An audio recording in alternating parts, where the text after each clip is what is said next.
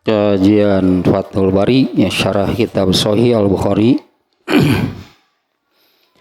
Kitabur Riqaq ya namanya. Ar-Riqaq itu lembut hati. Ya, Kitabur Riqaq ini tajamnya tentang melembutkan hati. Ya, yang maknanya apa target ya, maksudnya targetnya adalah yaitu memiliki kelembutan hati, di mana kelembutan hati itu syarat atau gerbang lah atau salah satu unsur terpenting ya, untuk bisa hidayah itu masuk ke dalam hati. Hatinya harus itu kelembutan hati. Yaitu itu kebalikan dari orang-orang kafir. Al-Quran menyebutnya mereka itu orang-orang yang hatinya itu keras, itu bahkan lebih keras melebihi batu cadas. Hatinya itu lebih keras daripada metal pokoknya malah. Itu lebih keras itu ya. Ini ya Kitabur Riqaq itu ya, Kitabur Riqaq gitu tentang melembutkan hati ya, targetnya ya agar memiliki kelembutan hati. Nah, di mana dengan kelembutan hati itulah, memiliki kelembutan hati itulah hidayah itu atau Islam itu bisa masuk ke dalam hati. Kalau sudah demikian artinya akan mudah untuk taat kepada Allah. Nah, orang kafir kan orang yang tidak mau, susah, tidak mau sama sekali sekecil apapun taat kepada Allah. Makanya Allah menyebut orang-orang kafir itu membangkang. Nah, kalau membangkang artinya kan tidak taat. Nah, itu dasarnya gitu ya, karena mereka itu tidak memiliki kelembutan hati. Hati mereka itu keras. Ya sulitlah Islam masuk ke dalam hati mereka, sulitlah untuk taat kepada Allah. Ini sudah hampir akhir ya. Seluruhnya ada 57 bab. Sekarang bab ke-54 ini bab paling panjang. 54 ini bab ke-51. Ini bab paling panjang. Bab yang hadisnya paling banyak ya, yaitu tentang bab sifat surga dan neraka. Seluruhnya ada 27 hadis yang menerangkan tentang dua hal tersebut, yaitu tentang surga dan neraka. Nah, sekarang sudah hadis ke bab ini juga hampir selesai ya. Sekarang hadis yang ke-23. Nah, hadis yang ke-23 nya hadis-hadis tentang dua yang tadilah tentang surga dan neraka, tentang dua hal tersebut. Nah, hadis yang ke-23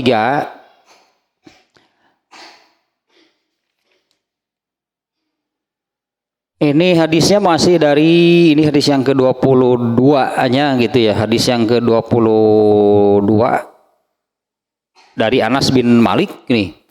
Yang ini juga sama nih, hadis yang ke-23-nya dari Anas bin Malik.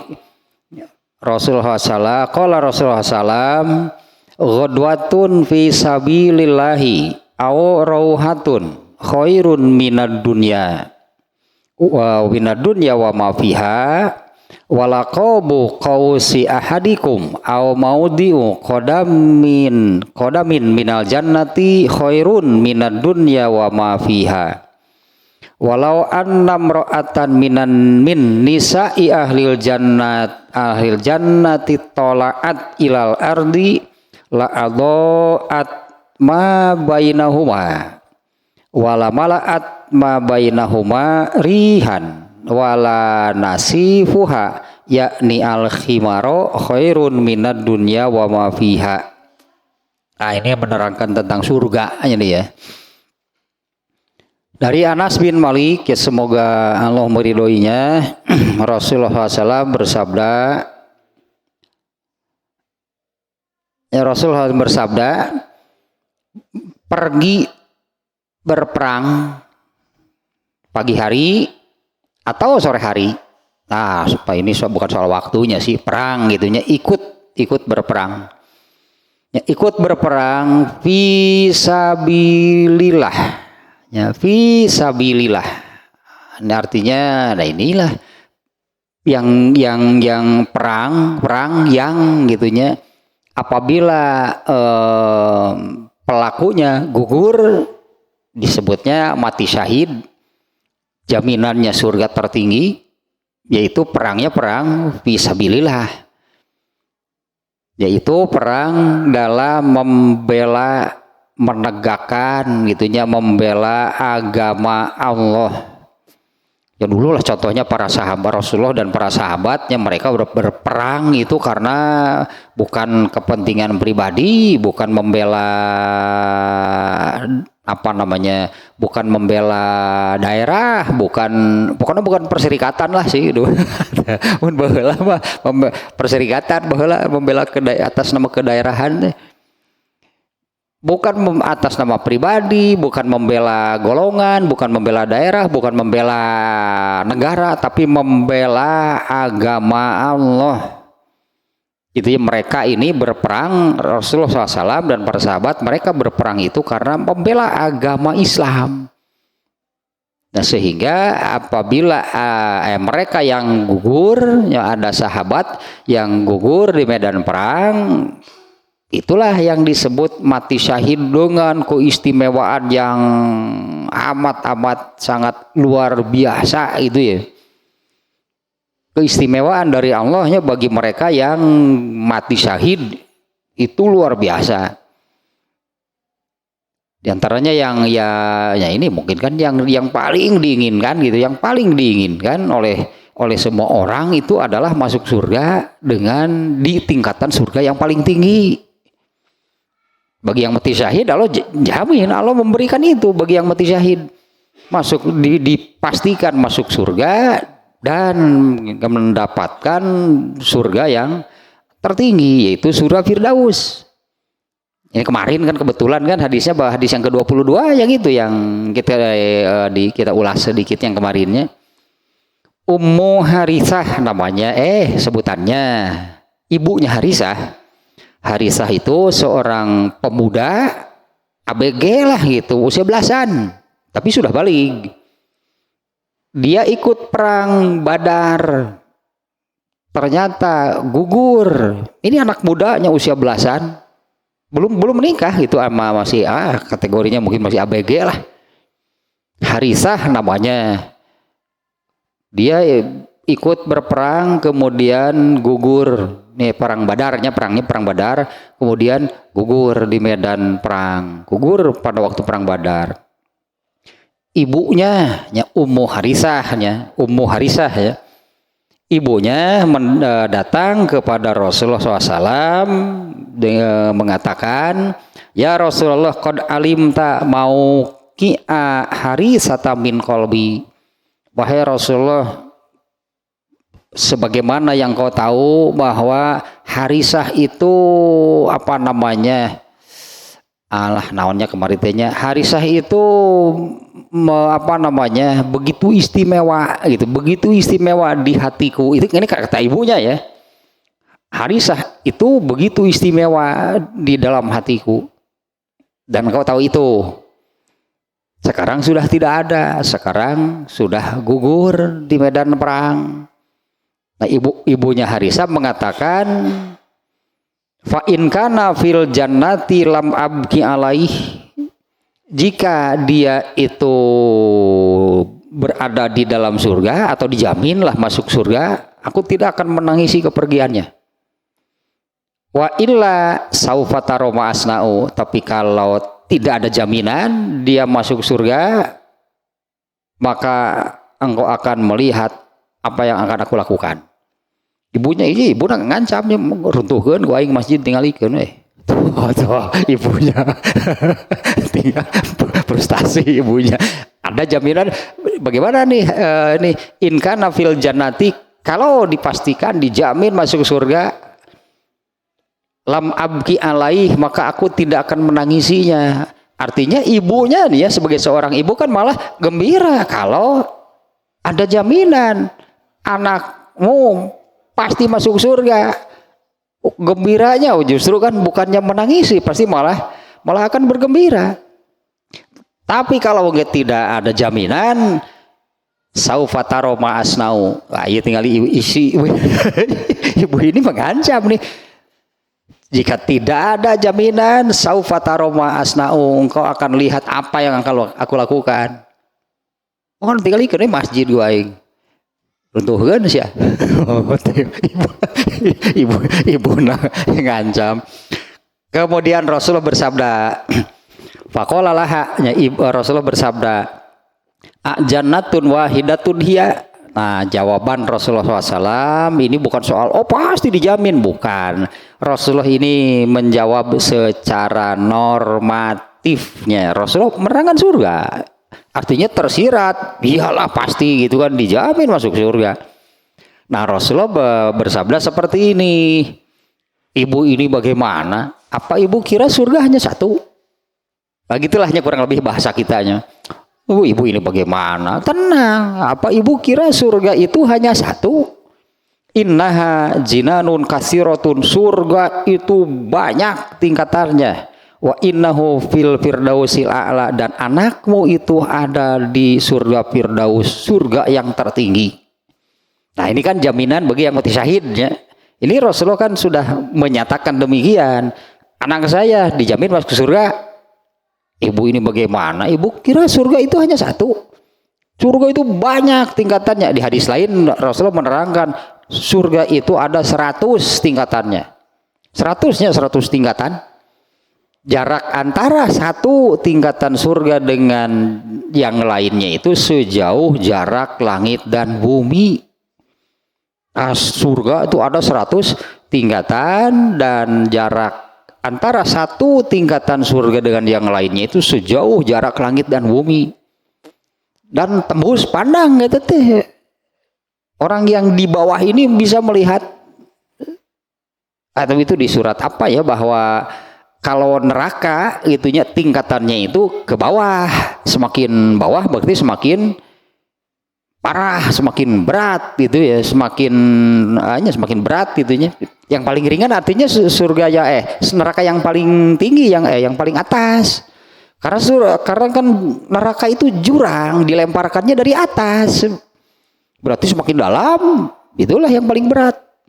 Kalau surga ke atas tingkatannya, yang paling tinggi itulah yang paling yang paling hebatnya, yang paling tinggi tingkatannya, dia paling tinggi. Dan yang paling rendah, nah itu tingkat 1. Kalau apartemen teh, lamun seperti rumah susun teh, yang paling bawah itu yang paling rendah, berarti yang paling tinggi justru yang paling hebat. Nah, ini kebetulannya nih, dari hadis tadi, orang yang mati syahid pasti surga firdaus, nggak ada yang lain. Ini salah satunya ya, pernah ditanyakan oleh seorang ibu yang anaknya gugur pada waktu perang Badar. Nah, dia mengatakan, apakah dijamin dia masuk surga? Kalau ada jaminan, kalau dijamin masuk surga, saya tidak akan menangisinya, malah saya bergembira. Artinya kan pasti seorang ibu kan gembira kalau anaknya dipastikan masuk surga yang tertinggi lagi. Iyalah pasti bergembira. Kalau tidak, iya sih ibu ngancam. Kalau tidak, kamu akan lihat apa yang akan aku lakukan. Pokoknya mah kuburan dek digali kabeh si kuaing. Diundang-undang deui geus paraeh tigalikeun we. Ngancam. Ya itu dah ya sih. Kan tadi diawali dengan dia itu menempati memiliki tempat istimewa gitu di hati gitunya, kata si ibunya. Oh, kalau begini kan malah bergembira ibunya, karena Rasulullah sudah menyampaikan pasti masuk surga firdaus. Nah, ini yang kedua, hadis yang ke-23, berperang di jalan Allah. Apakah karena di sini ada hadisnya pagi hari atau sore hari, artinya berangkat perang, bukan soal pagi, sore, siang, kapan lah berangkat sama. Jadi berperang intinya di sini ya. Berperang di jalan Allah. Nah yang demikian yang disebut berperang di jalan Allah itu adalah yang membela agama Allah.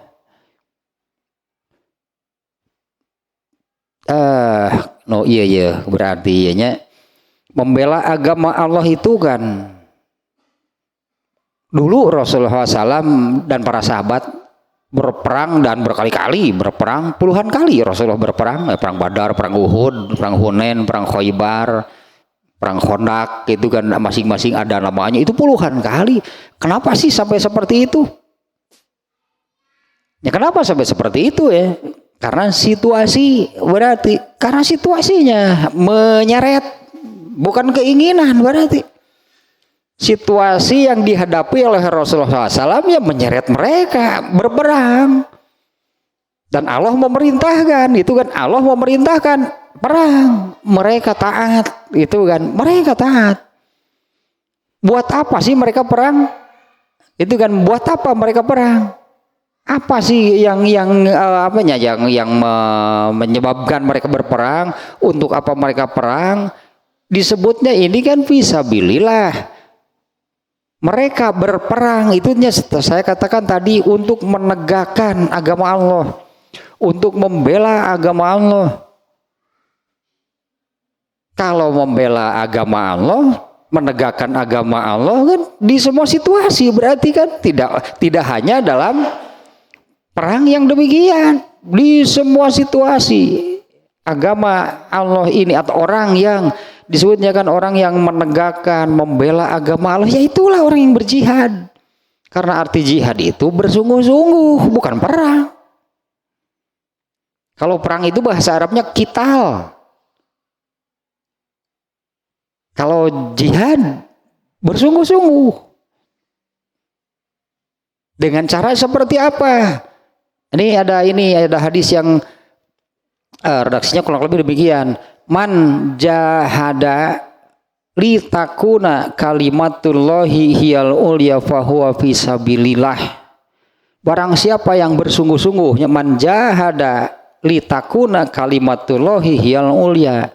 Barang siapa yang bersungguh-sungguh agar kalimat Allah tehnya agama Allahnya Islam, li takuna kalimatullah.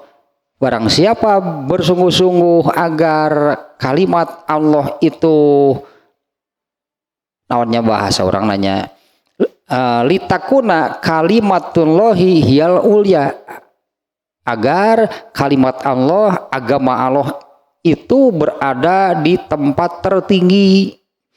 Ternyata disebut menegakkan menegakkan agama Islam, membela agama Islam, hingga Islam itu berada di tempat tertinggi.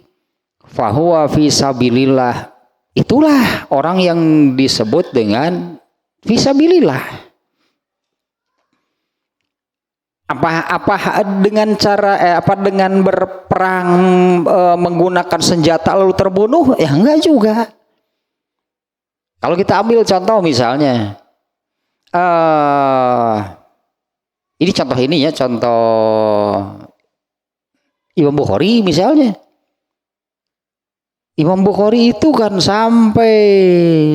sampai meninggalnya, sampai wafatnya, dia habiskan, katakanlahnya, dia habiskan umurnya itu untuk, nah inilah hasilnya karya Imam Bukhari menyebar ke seluruh dunia. Dia jihad nggak? Dia berjihad nggak Imam Bukhari? Dia menegakkan agama Islam nggak? Dia membela agama Islam nggak? Kan dengan caranya kan? Ya dengan caranya. Itulah anugerah yang Allah berikan kepada Imam Bukhari. Dengan kemampuan otaknya, hanya sebutannya, dengan kemudian IQ-nya itu 1400 itu Imam Bukhari. IQ-nya itu 1400 Imam Bukhari. Karena Imam Bukhari sekali mendengar udah seperti rekaman, tinggal disetel kapan saja sama, berarti itu Imam Bukhari. Ya, seperti perangkat elektronik itu kan merekam. Nah Imam Bukhari itu gitu, sekali mendengar sudah, nggak perlu diulangi Imam Bukhari. Kapanpun Imam Bukhari mau mengeluarkan persis seperti rekaman. Eta otak Imam Bukhari dan digunakan untuk ini kan, ternyata kan hasilnya, karyanya agama Islam itu kan adanya di Quran gitu kan. Ya, ilmu penjelasan tentang agama Islam itu kan adanya di dalam Al-Quran, di dalam hadis. Nah hadisnya inilah kemudian dipelihara lah gitunya oleh Imam Al-Bukhari, menyebarlah sampai kita juga kebagian kan hadisnya, menyebarlah sudah berabad-abad yang lalu sampai hari ini abadi tah karya Imam Bukhari dan menyebar ke seluruh dunia. Islam ini kan terjaga. Nah dialah diantaranya caranya demikian, menjaga, menegakkan, membela agama Islam. Nah, Imam Bukhari ini dengan caranya. Dan makanya sekali lagi yang barusan ya, man jahada litakuna kalimatullahi hiyal ulya fahuwa fisabilillah. Barang siapa bersungguh-sungguh, terserah dengan bersungguh-sungguh, yang pentingnya dengan cara yang dia bisa, dengan kewenangan yang dia bisa, seterah apapun. Asal benar-benar bersungguh-sungguh menegakkan, membela agama Allah, maka dia itu fisabilillah. Ya, adapun perang dulu karena situasi yang kalau saya katakan ya menyeret mereka berperang. Emang Rasulullah itu ingin perang? Enggak. Emang Rasulullah menginginkan perang? Enggak. Rasulullah itu menginginkan orang-orang menerima agama Islam. Waktu kejadian perang Uhud, Rasulullah termasuk, ini perang Uhud itu termasuk perang yang Rasulullah ikut ya. Ikut, bahkan Rasulullah kan helm perangnya tembus kan, kena panah sampai giginya ada yang copot, berdarah, sampai itu darahnya itu di tandean atau di wadahan. Kenapa? Rasulullah menjaga supaya darahnya tidak menetes ke bumi. Kalau darah Rasulullah menetes ke bumi, malaikat semua katahan amakna. Malaikat sudah nggak akan bisa ditahan marahnya kalau darah Rasulullah itu sampai menetes ke bumi. Malaikat juga memberi penawaran. Mau aku hancurkan mereka? Malaikat kan hanya tinggal leungit jeung gunung Uhud dah aku dikitu ge tah. Tapi kan Rasulullah, aku diutus bukan untuk membunuh. Kalau aku menginginkan mereka mati atau di tawaran gitu mau aku memusnahkan mereka semua. Kan Rasulullah enak urusannya. Kalau Rasulullah ingin mereka mati, ya enak kata Rasulullah mah nggak usah capek-capek, mana berdarah lagi. Malaikat memberi penawaran demikian, mau aku memusnahkan mereka semua? Jangan, aku diutus bukan untuk membunuh. Artinya Rasulullah itu tidak menginginkan sebetulnya kematian mereka. Rasulullah itu menginginkan mereka masuk Islam. Mereka menerima, mereka masuk Islam. Dan bukan ditanean, bahaya ya. Kalau darah Rasulullah sampai menetes, malaikat sebutan tinggal semua bisa ditahan. Malaikat tidak akan bisa ditahan, gak akan bisa dihalangi, itu pasti disikat semua kafir. Kagok neta bunggul maka kabeh wae jeung malaikat teh belah mana deui anu kafir. Ulah di Uhud bunggul kagok lah. Gayem ku aing dujana. Pira kudu digayem wae dunya teh gitu. Darah kapisan jadi jelema teh sakitu leutik mah ini lalu bagaya bisa teh malaikat teh marah teh. Ya sampai memberikan penawaran demikian. Nah, tapi kan Rasulullah sadar diri, artinya kan ya inilah al-akhlakul karimah gitu kan, masuknya ke dalam hal itu juga iya. Rasulullah kan berarti kan tidak mengikuti tidak mengikuti keinginan. Apa Rasulullah marah nggak kena panah secara manusiawi? Masa enggak? Tapi kan Rasulullah tetap ini yang disebut sabar.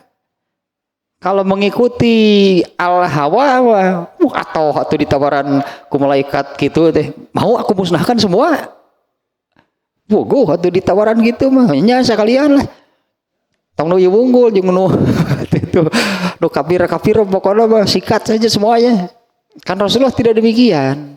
Ya inilah yang namanya sabarnya di antaranya. Bahwa menurut Allah gitu kan, menurut Allah Allah menetapkan beliau menjadi nabi itu untuk apa? Ya, bukan untuk membunuh orang. Makanya Rasulullah sadar diri. Itu yang dijadikan pegangan oleh Rasulullah SAW. Allah mengutus beliau sebagai nabi itu untuk didakwahi, itu untuk berdakwah, menyampaikan ilmu, menyampaikan agama Allah supaya manusia itu berilmu, supaya manusia itu Islam, manusia itu berserah diri kepada Allah. Bukannya untuk membunuh. Kalau untuk membunuh atau pisan itu malaikatnya badag berenang. Kembali lagi sini nih. Berperang di jalan Allah itu lebih baik daripada dunia dan isinya. Kemudian busur panah salah seorang dari kalian atau tempat cemeti di antara kalian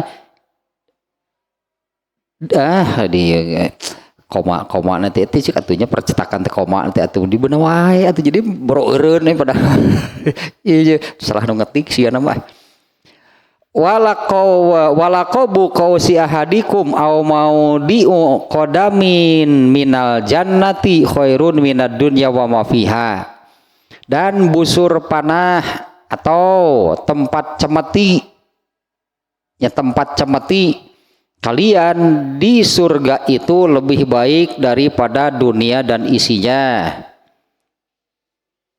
Walau anna mra'atan min nisa'i ahlil jannati tola'at ilal ardi. Andai saja perempuan penghuni surga itu muncul ke bumi. Bidadari begitu, kita sering menyebut bidadari kan, perempuan di surga nih. Kalau saja perempuan satu saja, kalau andai saja satu orang perempuan penghuni surga itu muncul ke bumi, la adha'at ma bainahuma, pastilah akan menerangi seluruh jagat raya.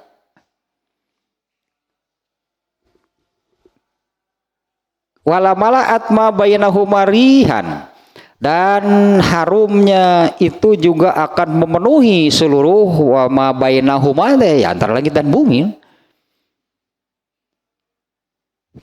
Apa namanya ya? Sebutnya teh terku glowing sih. Malaikat itu ke bumi bercahaya. Ini bahasanya demikian ya. La adha'at ma bainahuma. Kalau saja satu saja perempuan penghuni surga itu muncul ke bumi, la adha'at ma bainahuma, pasti dia akan menerangi antara keduanya, antara langit dan bumi, artinya seluruh jagat raya. Yang akan menerangi seluruh jagat raya. Wala mala'at ma bainahuma rihan, dan akan aromanya gitulahnya juga aromanya harum, aromanya juga akan memenuhi seluruh jagat raya. Wala nasifuha, dan kerudungnya khairun minad dunya wa ma fiha. Nah, kerudung bidadari, berarti kerudung bidadari itu lebih baik daripada dunia dan isinya. Sebetulnya apapun kan ya, apapun kalau sudah dikaitkan dengan surga pasti itu lebih baik daripada dunia dan isinya. Menyebut apapun lah yang kalau yang dari surga pasti itu lebih baik dari dunia dan isinya. Hadis ini nih yang barusannya yang menerangkan ada satu isinya kan berperang di jalan Allah itu lebih baik dari dunia dan isinya. Kalau menyebut lebih baik dari dunia dan isinya kan sholat 2 rakaat qoblah subuh saja kan itu lebih baik dari dunia dan isinya. Artinya segala sesuatu kalau yang disebut lebih baik dari dunia dan isinya itu terkait dengan surga berarti. Karena segala sesuatu yang ada di surga itu lebih baik dari dunia dan isinya. Ya soalnya sebutkan naon wae di surga coba. Misalnya kejadian tentang Rasulullah melihat surga kan, karena Allah menampakkan surga ya. Rasulullah melihat surga karena Allah memperlihatkannya. Ternyata di dalamnya itu ada pohon anggur yang sedang berbuah. Kemudian Rasulullah menyabdakan kepada para sahabat, kalau aku bisa memetik anggur tersebut satu butir, lalu aku bagikan kepada kalian. Setelah merasakan anggur itu, maka kalian akan mengatakan, aku sudah nggak mau lagi ada kaitan dengan dunia. Yang pokoknya segala sesuatu yang berkaitan dengan surga itu lebih baik daripada dunia dan isinya. Nah, hadis ini yang barusan isinya kan berperang di jalan Allah. Ini bukan berperang sih, pergi sebetulnya, makanya di sini hadisnya kan pergi pagi hari, pergi siang hari dengan dengan niat, dengan maksud, dengan tujuan yang tadi menegakkan, membela agama Allah. Itu lebih baik daripada dunia dan isinya. Kemudian busur anak atau busur panah. Ya, busur panah kalian, kemudian tempat cemeti kalian di surga itu lebih baik daripada dunia dan isinya. Nah, ini yang barusan. Hadis ini pernah juga nih oleh Imam Al-Bukhari dimuat di kitab Buriqoq juga. Ini kan kitab Buriqoqnya. Saya lihat-lihat lagi nih hadis yang ini oleh Imam Bukhari itu pernah dimuat di kitab Buriqoq itu, ternyata di sangat awal sekali di bab 2. Ini bab keduanya dari kitab Buriqoq. Sekarang ini bab ke-51 dan hampir selesai nih kitab Buriqoq. Di bab kedua yaitu babu masalid dunya wal akhirah, yaitu bab perbandingan dunia dan akhirat. Dan akhirat di sini mau akhirat secara keseluruhan atau surga lah gitu ya. Perbandingan dunia dengan akhirat atau perbandingan dunia dengan surga lah. Kalau kita bicara yang ini ya, yang dengan surga itu maksudnya kita bicara yang yang nikmat, yang bahagia, yang enak, yang nyaman, itu kan di akhir itu kan surga. Nah, tentang hal tersebut lah, tentang hal yang enak itu, yang nikmat, yang nyaman, di dunia ada nggak yang demikian? Di dunia itu ada yang enak nggak? Ya ada, banyak. Di dunia itu ada nggak kebahagiaan? Ada. Di dunia itu ada nggak kenyamanan, kenikmatan? Ada. Kenikmatannya kenikmatan dunia. Yang enaknya ya enak dunia. Itu kan nyamannya ya nyaman di dunia. Nah, hal tersebut nikmatnya tadinya kenikmatannya kebahagiaannya, kenyamanannya yang ada di dunia. Nah, kita bandingkan nih dengan hal yang sama dengan yang ada di surga. Jadi kita bandingkan gitu dengan hal seperti itu, hal yang sama, yaitu kebahagiaan, gitulahnya kebahagiaan, kenikmatan, kenyamanan yang ada di dunia itu kita bandingkan dengan hal yang sama yang itu yang ada di surga. Seperti barusannya, ini contohnya yang barusan, Rasulullah itu melihat surga, Allah memperlihatkan surga kepada Rasulullah SAW, dan Rasulullah melihat di dalamnya ada pohon anggur. Tadi gitu kan, seperti itu ya. Di dalamnya, kata Rasul sendiri mengatakan, aku melihat, surga itu ternyata indahnya gitulah. Tidak bisa dibayangkan, tidak bisa dilukiskan. Aku melihat di dalamnya ada pohon anggur. Andai, ini coba nih, ini anggur surga nih berarti. Andai aku bisa mengambil satu butir saja anggur tersebut, lalu aku bagikan kepada kalian, kepada para sahabatnya. Saat itu banyak yang hadir karena ini kejadiannya salat gerhana. Lalu aku bagikan kepada kalian. Setelah merasakan anggur tersebut, kalian akan mengatakan, aku sudah tidak mau lagi ada kaitan dengan dunia. Eta anggur surga. Anggur di dunia ada nggak? Coba bandingkan. Tak itu anggur surga apa? Ya, coba bandingkan. Karena apa yang ada di surga itu sama dengan apa yang ada di sini. Hanya misalnya kalau anggur ada nggak di surga nanti? Ya sama seperti di dunia juga kan ada.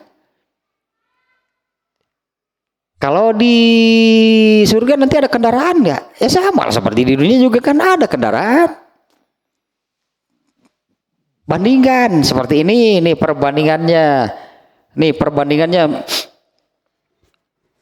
Ya, saya lihat hadis ini nih ya, hadis yang barusan tadinya berperang itu kan, berjihad gitulah, bersungguh-sungguh gitulah, bersungguh-sungguh di jalan Allah mau pagi hari, sore hari, itu lebih baik daripada dunia dan isinya. Nah hadis-hadis yang tadi itu ya oleh Imam Al-Bukhari dimuat di dalam bab kedua kitab Buriqoq, judulnya Babu Masalid Dunya fil Akhirah, bab perbandingan dunia dan akhirat. Dan yang saya ingat nih pada bab ini Ibnu Hajar Al-Asqalani, kalau hadisnya hadis yang tadinya oleh Imam Bukhari dimuat di dalam bab kedua. Nah yang saya ingat, yang saya cari di bab ini adalah Imam Ibnu Hajar Al-Asqalani. Ini di mana dia ini memuat hadis lain untuk judul ini, untuk judul perbandingan dunia dengan akhirat. Nah hadis yang dimuat, yang dimaksud itu hadis riwayat An-Nasa'i. Ya, hadis riwayat An-Nasa'i. Ya, hadisnya melalui Al-Mustawrid. Ini nama sahabatnya Al-Mustawrid bin Shaddad. Al-Mustawrid bin Shaddad ya berkata, ya Rasulullah SAW bersabda. Nah ini coba nih perhatikan, ini redaksi hadisnya nih. Wallahi mad dunya fil akhirah illa masalu ma yaj'alu ahadukum isbi'ahu fil yammi fal yanzur bima yarji'u. Gak terlalu panjang sih, ini redaksinya demikian barusannya. Ini perbandingan dunia dan akhirat. Rasulullah SAW bersabda, demi Allah, ya wallahi mad dunya fil akhirah, tidaklah dunia ini susunannya Arab banget gitu ya. Tidaklah dunia ini apabila dibandingkan dengan akhirat. Nah nantinya kan kalau soal apa namanya ya, sebaliknya dari yang tadi, yang nikmat, yang bahagia, yang nyaman, yang enak kan surga. Kalau di akhirat kan surga kan yang demikian. Nah nanti untuk apa namanya, untuk hal sebaliknya, misalnya rasa sakitnya, pedihnya, sedihnya, nelangsanya, melaratnya, neraka berarti. Ya bandingkanlah, di dunia ada nggak kesedihan? Di dunia ada nggak orang yang disebut nelangsa, melarat, balangsak? Ada nggak di dunia yang demikian? Ada. Bandingkan dengan nanti di neraka berarti. Nah perbandingannya seperti ini. Tidaklah dunia ini dibandingkan dengan akhirat kecuali seperti seseorang mencelupkan telunjuknya ke dalam lautan. Dunia dibandingkan dengan akhirat nih, seperti seseorang mencelupkan telunjuknya ke dalam lautan, kemudian diangkat. Lihatlah berapa banyak air yang nempel di telunjuknya tersebut. Nah air yang nempel di telunjuknya eta dunia. Sementara samudra lautan seluruhnya itulah akhirat. Jadi benar-benar kalau Allah sudah mengingatkan di beberapa ayat ghurur gitu kan, ghurur al-ghurur, tertipu Orang yang mengejar-ngejar kehidupan dunia lalu tidak disebutnya kan jadi tidak mengejar surga. Orang yang mengejar kehidupan dunia tidak mengejar surga, ini perbandingannya. Berarti dia itu mengejar jumlah air yang nempel di jari. Jumlah air yang nempel di jari. Sementara surga itu adalah samudra lautan seluruhnya. Kan ini bukan untuk dibandingkan atuh. Makanya sekecelak dibandingkan. Satu tetes berartilah sebanyak apa sih air yang nempel di jari? Ketika mencelupkan jari ke dalam lautan, lalu diangkat, berapa banyak? Bukan diciduk, bukan. Ini mencelupkan telunjuk ke dalam laut, lalu diangkat. Dunia itu, ini kan ibaratnya, ini analogi, ini gambaran.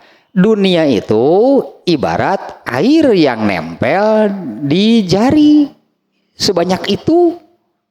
Sementara akhirat itu samudra lautan seluruhnya. Kalau untuk hal yang nikmatnya seperti itulah, kenikmatan dunia itu sebanyak apa?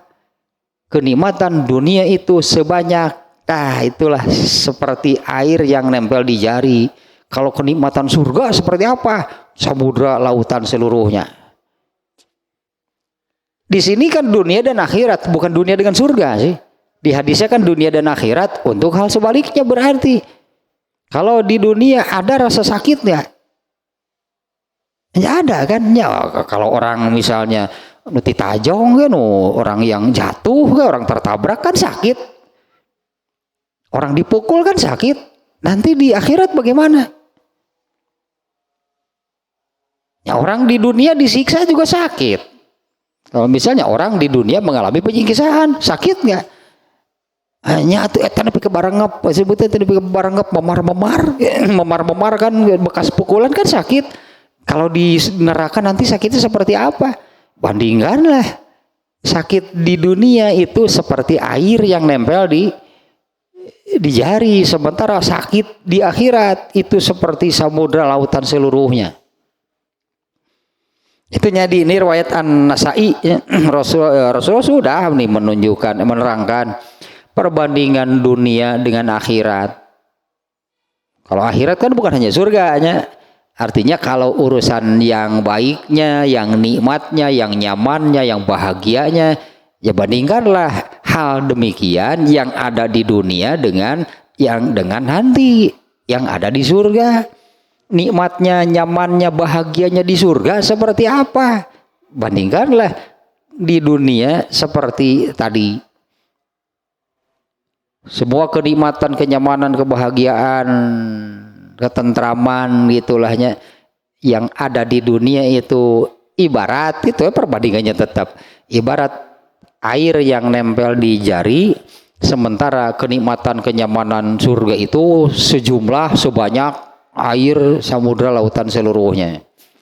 Jadi pantasnya kalau Allah berfirman amat sangat gitulah tertipu dan salah besar kalau manusia itu mengejar-ngejar dunia mengabaikan surga. Ini mengejar-ngejar dunia itu kan kehidupan dunia mengabaikan surga. Mestinya terbalik kan, kejar surga, abaikan dunia, itu yang benar berarti kan. Nah, jelema teh mengejar dunia berani mengabaikan surga. Tapi kalau untuk mengejar surga mengabaikan dunia, saya tahu ini ke bawah deui kudunya teh, ke bawah deui meni lebar teh ninggalkeun kadunyaan teh. Tapi meninggalkan mengabaikan surga begitu mudah manusia itu mengejar dunia pasti mengabaikan surga kan. Lebar dah gitu mah. Tapi kalau serius lah katakan saya mau serius mengejar surga, kan harus mengabaikan dunia. Dah moal bisa tuh dunia maka belah dia dah surga kaditu sok dramanya mengejar surga. Tapi juga meraih dunia gak akan bisa. Abaikan dunia. Kalau dunia nanti Allah yang memberi. Dunia mah dijamin kan Allah yang menjamin. Kalau aku duniaan mah oleh udah kumaneh cek Allah teh bener capek-capek. Nanti aku yang memberi, aku yang menjamin. Tapi kalau orang yang mengejar dunia pasti mengabaikan surga. Dan anehnya manusia itu tidak merasa sayang cek orang Sunda mah teu lebar lamun gitu teh aneh. Kalau mengejar dunia mengabaikan surga, dia tidak merasa sayang gitu mengabaikan surga.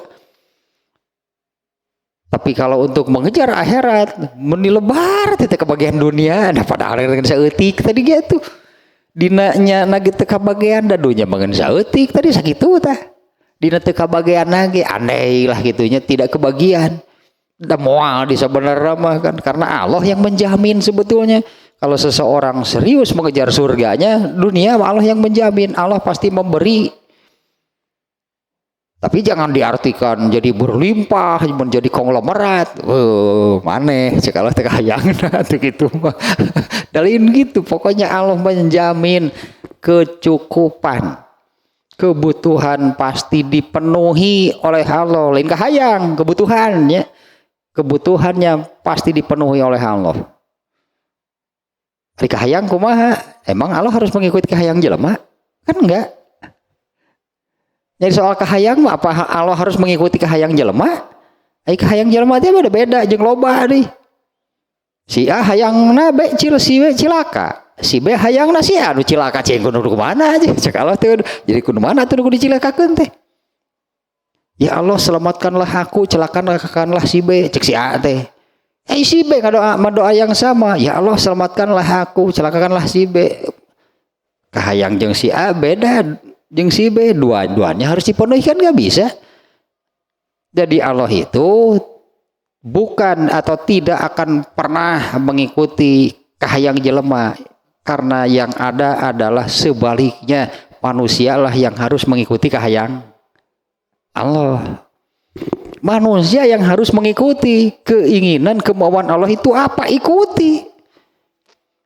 Kalau Allah harus mengikuti kemauan manusia, waktu diturah cek Allah teh kudu ngagugu jelema, enggak ada kamusnya lah kalau bahasa kita, enggak ada kamusnya. Enggak ada dari sananya. Allah harus mengikuti kemauan manusia. Yang ada sebaliknya, manusia yang harus mengikuti kemauan. Nah, itu wajib baru. Kalau soal untuk di dunia malah ada beberapa lah ayatnya juga banyak sebetulnya yang menjamin gitulahnya. Allah menjamin kehidupan dunia seseorang apabila dia total yang tadi sebutlah apabila dia total mengikuti kemauan Allah, ikuti saja kemauan Allah. Allah menjamin urusan dunia. Kebutuhannya pasti dipenuhi. Lain kahayang ya sekali lagi. Kahayang komo jeung nu loba gaya mah jadi bagaya teh kahayang nage pan. Komo jeung nu loba gaya mah kahayang ge cek Allah teh nu kararitu kahayangna teh. Nah kembali ke sini nih, ini saya ingat yang barusan itunya yang ini harus tidak boleh lupa gitu lah. Tidak boleh lupa nih bahwa dunia ini dengan surga lah gitunya bandingkannya. Apa yang karena yang diinginkan oleh manusia itu sebetulnya sama. Manusia itu semuanya ingin bahagia, ingin hidupnya itu nikmat, ingin senang, nggak mau gitu ada kesedihan. Manusia kan nggak mau kan, nggak ingin kan, manusia itu nggak menginginkan ada kesedihan, kepedihan, rasa sakit. Embung depan pencilaka embung seraya. Berarti yang diinginkan oleh manusia itu kan kebahagiaan, kesenangan, kenikmatan, kenyamanan, kedamaian. Itu ada gak di dunia? Ada. Tapi bandingkan coba dengan hal yang sama yang ada karena hal tersebut itu nanti ada di dalam surga. Nah bandingkan coba dengan hal yang sama dengan yang ada di surga. Seperti ini perbandingannya. Perbandingan dunia dengan akhirat itu ibarat seseorang mencelupkan telunjuknya ke dalam lautan kemudian diangkat. Dunia itu jumlah dunia gitu, karena jumlah atau apalah gitunya. Nah dunia itu ibarat ya itulah air yang nempel di jarinya. Sementara surga samudra lautan seluruhnya. Kan bukan untuk dibandingkan kan sebetulnya. Kan masalahnya teh surga teh seolah-olah fiktif gitu teh seolah-olah surga mana tuh iraha lila wah geus keluar eta nama lila surga teh ngayeuna nu puguh mah lah yang lagi ayeuna padahal itu salah satu penyakit hati nu kitu teh al ajalah namanya. Orang cenderung demikian, manusia cenderung demikian. Nah, yeuna lah hayang lagi lin engke, nyongke bangke we atulah dong iraha lilakene. Nya yeuna nu puguh mah. Nah, itu penyakit hati sebetulnya yang harus disembuhkan. Karena manusia itu harus wabil akhirati hum yuqinun. Manusia itu harus yakin tentang akhirat. Di mana hal itu kan sudah ditunjukkannya oleh para sahabat. Mereka itu seolah-olah mengatakan baiklah dunia mah teu kabagian ge asal jangan tidak kebagian surga. Ya para sahabat kan prinsipnya demikian. Nah, baik dunia mah henteu ge atuh. Ya teu kabagian lah apa yang ada di dunia misalnya kan. Tuh coba orang lain kan traveling, baik teu kabagian nu kitu ge di dunia kan mereka traveling kan. Baik teu kabagian nu kitu ge. Tuh yang healing healing aing healing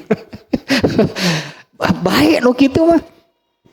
Misalnya kalau lihat ini kan banyak sebetulnya kan tempat yang indah, hanya tempat yang indah di berbagai belahan dunia itu banyak sekali.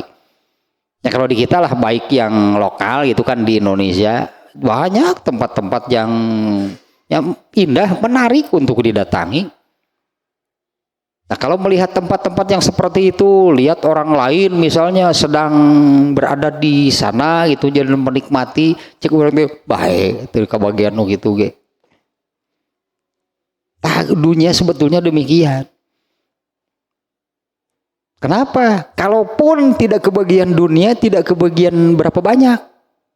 Ya kalau tidak kebagiannya dunia dan keduniaan, kalaupun tidak kebagian berapa banyak.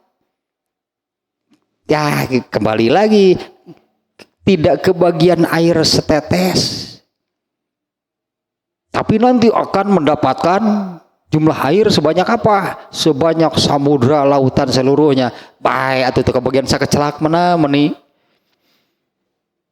Tapi banyak kan orang yang terus mengejar jumlah air yang hanya setetes dan dia abaikan janji dari Allah akan mendapat air sebanyak lautan samudra seluruhnya. Itu dia diantaranya ayat-ayat yang ini. Itu Asyura 20 kayak gitu. Yang ujungnya itu famalahu fil akhirati min nasib. Ada juga yang famalahu fil akhirati min khalaq. Nah, orang-orang yang terus mengejar kehidupan dunia tidak ada bagian sedikit pun nanti di akhirat.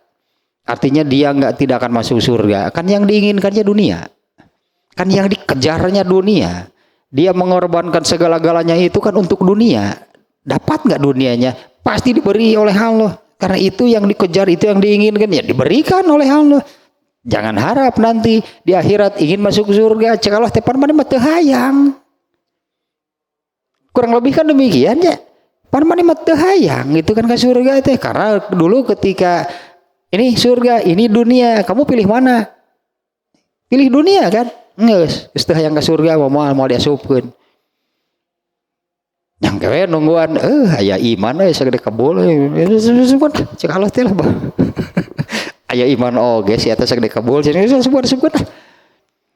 Watir, cek gitu tungtungna cek Allah teh. Watir lah. Kenapa? Mun eueuh iman tah dina hatena segede kebul eta semua dikeluarkan moal Karena yang sebetulnya kan, karena yang total hidupnya itu hanya untuk dunia orang kafir. Orang kafir mana ada mereka memikirkan akhirat, nggak ada. Sebetulnya orang-orang yang hanya memikirkan dunia itu orang kafir. Karena orang kafir itu kan mereka nggak percaya tentang akhirat. Beda dengan tadi orang yang berimannya, orang yang bertakwa. Kalau orang yang bertakwa, wabil akhirati hum yuqinun, justru mereka itu begitu yakin dengan akhirat. Orang kafir, mereka tidak percaya sama sekali tentang akhirat. Dikejar nggak? Akan mengejar nggak apa yang mereka tidak percayai? Mustahil kan? Mereka tidak mempercayai adanya akhirat. Mereka akan mengejar akhirat nggak akan kejadian. Taya ya orang Islam ya tah ongkoh taya ya prinsip nu tah ongkoh tapi tah ongkoh percaya aya surga teh aya tapi tidak dikejar, malah hidupnya seperti orang-orang kafir hanya mengejar dunia dan keduniaan. Kumaha ge di akhiratna tuh jeung kafir. Yang itu bedana teh nu hiji abadi nu hiji hampir abadi nu make eta nu hiji mah abadi nu hiji deui hampir abadi, karena memang mereka tidak sama sekali tidak mengejar atau sama sekali tidak ada amal gitunya yang mereka lakukan untuk meraih surga, nggak ada. Kedunya aneh malulu ya. Tiba-tiba hudang sare dipikir sare deui itu nu kepikiran teh duit. Nu aya dina sirah teh kan duit teh jeung ulin.